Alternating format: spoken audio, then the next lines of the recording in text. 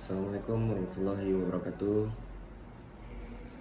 Perkenalkan, nama saya Zoperik dari mahasiswa Universitas Lancang Kuning, Pekanbaru, Riau. Di video kali ini saya akan mempresentasikan sebuah materi yang telah diberi pada dosen pengajar kami dengan judul materi anggaran neraca dan anggaran laba rugi dengan dosen pengampu Bapak Zaharman MSI AKCA.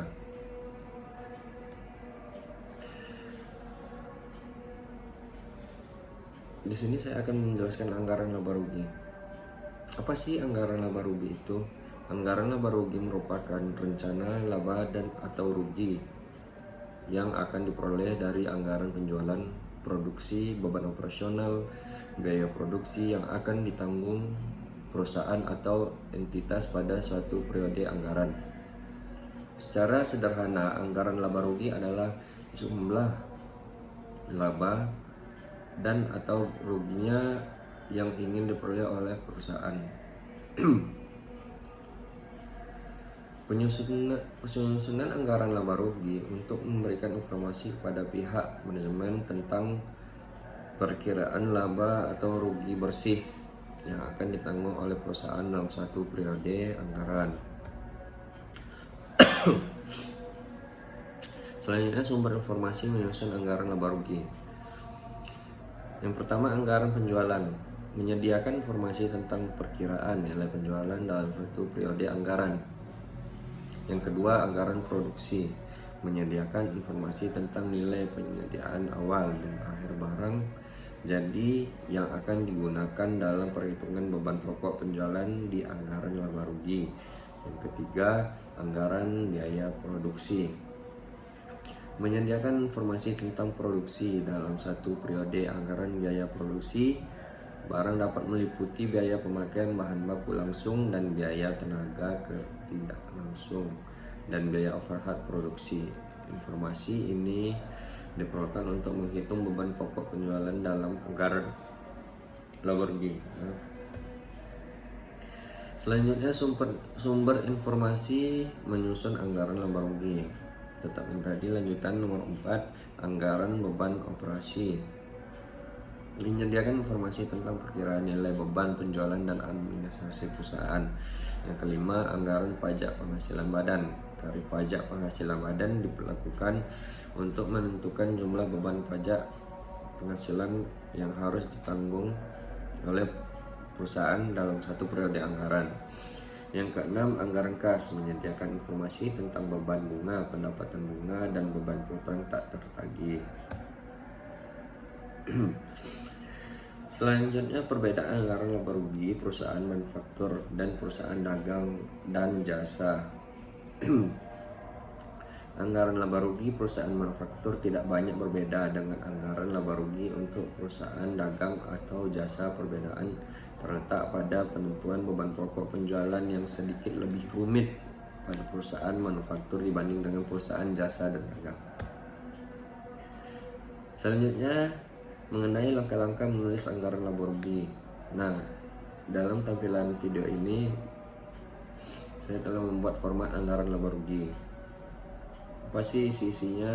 Dalam pendapatan penjualan itu ada penjualan, retur, diskon penjualan, penjualan bersih, harga pokok penjualan, laba kotor, beban operasional, operasi, beban penjualan, biaya gaji, biaya meeting, biaya beban penjualan, beban administrasi, biaya asuransi, biaya listrik, total beban administrasi, dan jumlah-jumlah sampailah dapat laba bersihnya.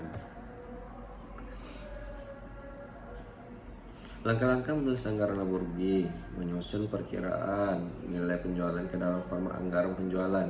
Nilai penjualan diperoleh dengan mengalihkan jumlah barang jadi yang akan diperkirakan dijual dengan harga jual per unitnya.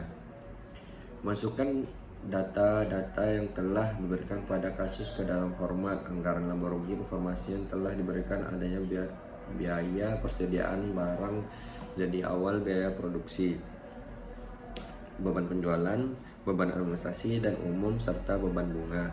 Dan yang keempat, hitung nilai persediaan barang. Jadi setelah itu hasil dimasukkan ke format anggaran laba rugi.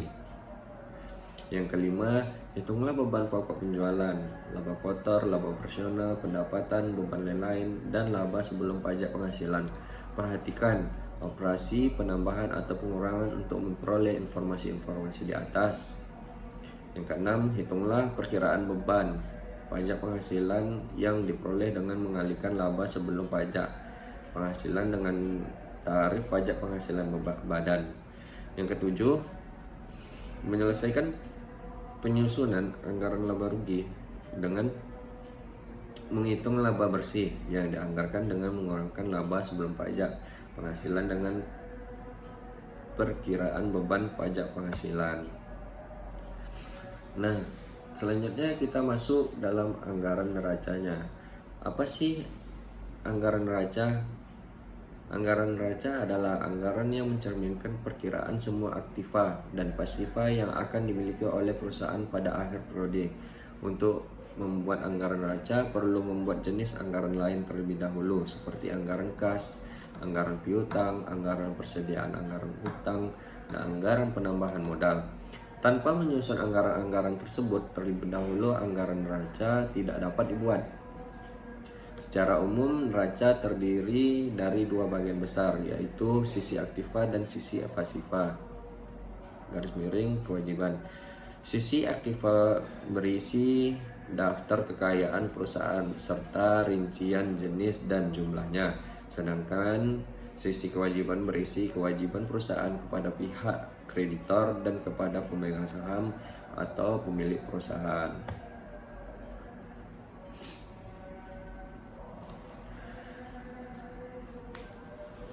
Selanjutnya, hal-hal yang perhatikan dalam menyusun neraca, penyusunan rekening ataupun aktiva.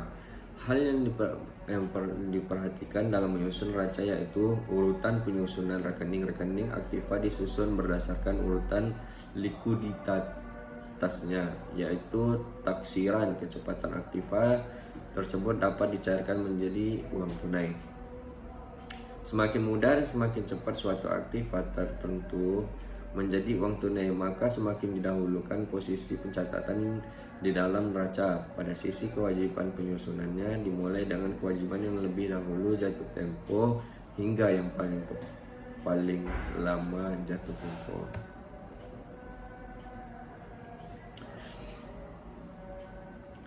Apa sih tujuan dan manfaat anggaran neraca?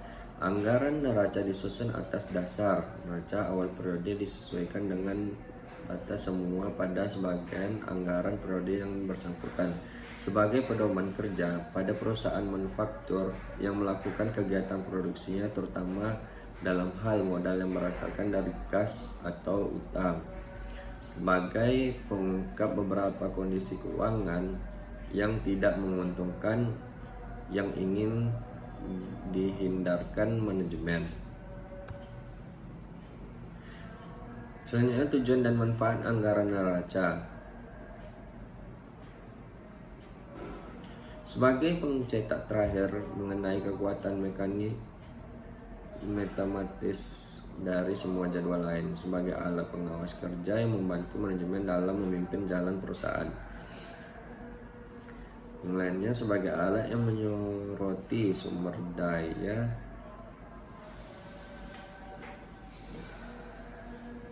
dan kewajiban di masa yang akan datang. Metode menyusun anggaran neraca.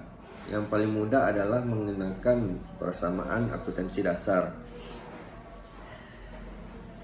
di mana di dalam metode tersebut didasarkan pada persamaan bahwa jumlah aktiva akan selalu sama dengan besarnya. Setiap kali terjadi penambahan di dalam suatu komponen aktiva suatu badan usaha,